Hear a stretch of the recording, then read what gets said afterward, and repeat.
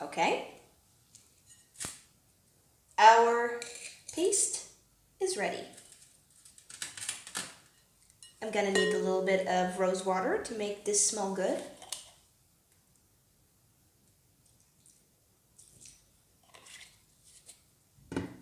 Mix it a little bit too.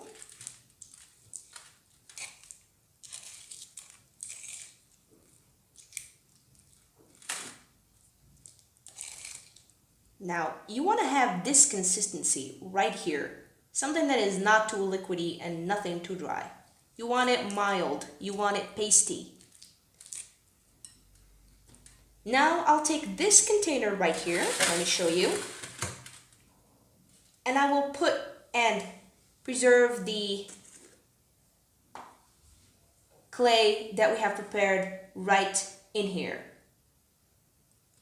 Now, I'm gonna show you the way to do that.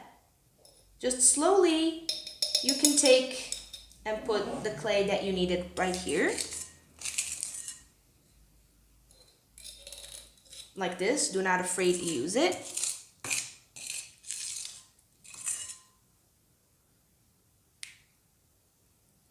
Make sure you do not make a mess, because it's gonna be a little bit hard to clean.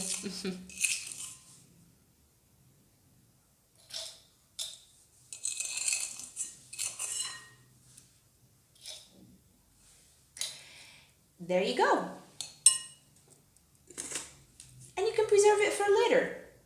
This is used several times after. You just don't use it once and you can throw it, but you can actually use it several times, like this.